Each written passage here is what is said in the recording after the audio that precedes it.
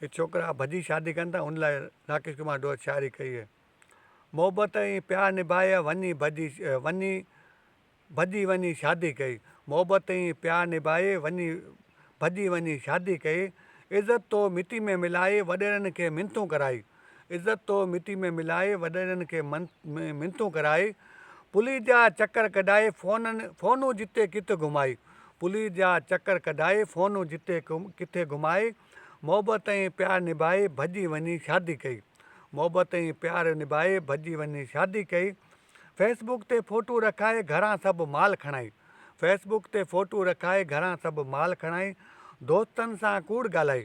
दोस्तनि सां कूड़ ॻाल्हाए टिनि कपिड़नि जो ॿुधाई।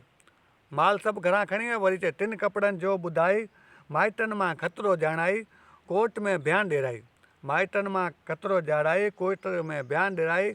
मोहब्बत ऐं प्यार निभाई भजी वञी शादी कई। मोहब्बत ऐं प्यार निभाई भजी वञी शादी कई। इज़त तो मिटी में मिलाए वॾेरनि खे मिनतूं कराई भजी वञी शादी कई। मोहब्बत ऐं प्यार निभाए भजी वञी शादी कई। पोइ छोकिरी चवे थी, छोकिरी या छोकिरो, मूंखे माइटनि मां ख़तरो, मूंखे मामनि मां ख़तरो, मूंखे पंहिंजनि मां ख़तरो। मूंखे माइटनि मां ख़तरो, मूंखे मामनि मां ख़तरो, मूंखे पंहिंजनि मां ख़तरो।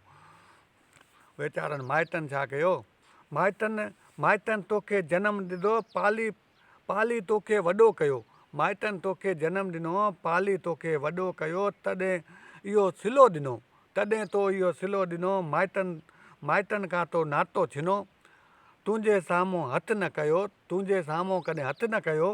पैसो तुंहिंजे हवाले कयो। तुंहिंजे साम्हूं हथु न कयो। पैसो तुंहिंजे हवाले कयो। दादलो तोखे रखियो उनजो तो सिलो ॾिनो। दादलो तोखे रखियो कावड़ तोते न कयो। कावड़ कॾहिं बि तोते न कयो। माइटनि तोखे जनमु ॾिनो पाली तोखे वॾो कयो। माइटनि तोखे जनमु ॾिनो पाली तोखे वॾो कयो। तॾहिं इहो सिलो ॾिनो। प्यार ऐं मोहबत ॾिनी माइटनि तोखे जनमु ॾिनो। माइटनि तोखे जनमु ॾिनो। माइटनि तोखे तॾहिं तो माइटनि खां नातो छिनो। वरी चई थो मूंखे माइटनि मां ख़तरो, मूंखे मामनि मां ख़तरो, मूंखे पंहिंजनि मां ख़तरो। तोखे कंहिं मां ख़तरो इहो त अलाही थो ॼाणे, रब थो ॼाणे।